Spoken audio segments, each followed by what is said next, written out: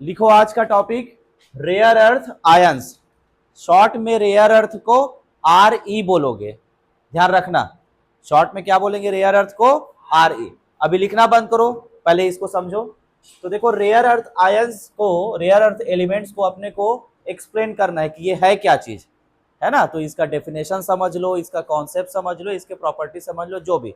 तो rare earth element का जो की पॉइंट्स है कि कोई पूछा हमको कि रेयर अर्थ एलिमेंट को बताना कैसे है, क्या है, ये एग्जाम में आ गया तो लिखना कैसे, वो सारा चीज देख लेते हैं, ठीक है।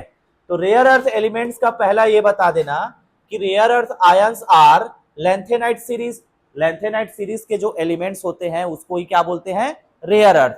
अब रेयर अर्थ, रेयर का मतलब बहुत कम, नेचर में हमको बहुत कम क्वांटिटी में मिलेगा रेयर अर्थ, ठीक है। अर्थ माने, अर्थ माने जुपिटर, ठीक है, समझ में आ गया। सेकेंड, सेकेंड प्रॉपर्टी ऐसे बताओगे इसको कि जो रेयर अर्थ एलिमेंट्स होते हैं, सारे के सारे रेयर अर्थ एलिमेंट्स, सिर्फ एक नहीं, जितने रेयर अर्थ है सब, एग्जिबिट सिमिलर केमिकल प्रॉपर्टीज। सभी कैसे? सिमिलर केमिकल प्रॉपर्टी शो करते हैं, ठीक है। उसके बाद rare earth elements have outer electronic configuration. तो इसका जो इलेक्ट्रॉनिक कॉन्फ़िगरेशन होगा, आउटर इलेक्ट्रॉनिक कॉन्फ़िगरेशन क्या आएगा? सबका 5s2 5p6।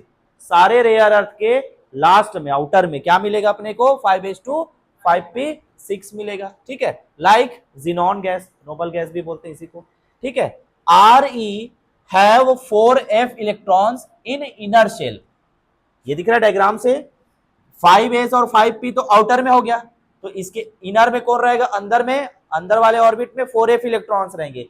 And that 4f electrons क्या करेगा? Magnetic property are determined by this 4f electron. इसी 4f इलेक्ट्रॉन से रेयर अर्थ के मैग्नेटिक प्रॉपर्टीज क्या होगा? डिटरमाइंड होगा। लेकिन ध्यान रखना, सारे मैग्नेटिक प्रॉपर्टी सिमिलर नहीं होगा, मतलब सभी रेयर अर्थ के मैग्नेटिक प्रॉपर्टीज सिमिलर नहीं होगा, डिफरेंट डिफरेंट रहेगा। क्यों? क्योंकि जो इनर सेल में जो 4f इलेक्ट्रॉन्स है, वहां पर जो पेयर्ड या अनपेयर्ड इलेक्ट्रॉन्स के कारण में मैग्नेटिक प्रॉपर्टी आएगी, इस 4f इलेक्ट्रॉन के अनपेयर्ड। तो भाई सब में सिर्फ तीन ही अनपेयर्ड थोड़ी ना रहेगा, सबका डिफरेंट डिफरेंट रहेगा, वो आगे देखेंगे एग्जांपल में। समझ में आ रहा है? तो मैग्नेटिक प्रॉपर्टीज क्या होंगे रेयर अर्थ एलिमेंट के? सिमिलर होंगे कि डिफरेंट डिफरेंट? डिफरेंट डिफरेंट, ठीक है। एंड ये लैंथेनाइट ग्रुप का है, ठीक है, रेयर अर्थ जो है। So in lanthanide series ionic radius decreases gradually, ठीक है। आयंस के जो रेडियस होगा वो क्या होगा? डिक्रीज होगा ग्रेजुअली। पहला वाला रेयर अर्थ देखा, फिर उससे एक अधिक वाले एटॉमिक नंबर पे जाएंगे, और अधिक वाले में जाएंगे, और अधिक वाले में जाते जाएंगे। जैसे फॉर एग्जांपल सीरियम 3+ से इटरबियम 3+ पे गए, तो सीरियम पहला वाला रेयर अर्थ हो गया। सबसे लास्ट वाला कौन है? YB, इटरबियम, ठीक है। तो सीरियम का जो आयनिक रेडियस है वो 1.11 एंगस्ट्रॉम है, और यहाँ YB में पहुंचने तक कितना दिख रहा है वो हमको? 0.94 एंगस्ट्रॉम, ठीक है। समझ में आ रहा है? ठीक। तो इसी and this phenomena is known as lanthanide contraction. तो अभी बताया था ना लैंथेनाइट कॉन्ट्रैक्शन का एग्जांपल, समझ में आ रहा है ना? दिख रहा है कि नहीं दिख रहा है? घटते हुए, पहले बड़ा था फिर क्या हो गया? छोटा हो गया। वैल्यूज में ऐसे समझो, ठीक है। नेक्स्ट, अब इस वाले को समझते हैं कि इनर सेल और आउटर सेल वाले को। तो देखो, अंदर में न्यूक्लियस होगा और भी ऑर्बिट्स रहेंगे इधर पे, है ना। तो अपने को काम सिर्फ अभी 4f 5s 5p से है।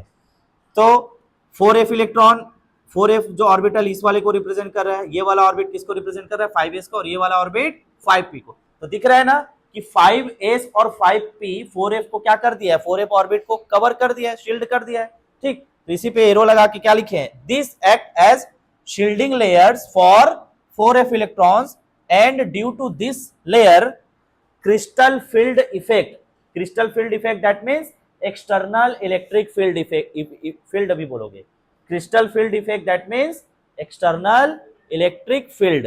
समझ में आ रहा है? ये आगे मैं बताऊंगा इसको क्या बोला। and due to this crystal field effect not influenced या not affected, किसको अफेक्ट नहीं करेगा?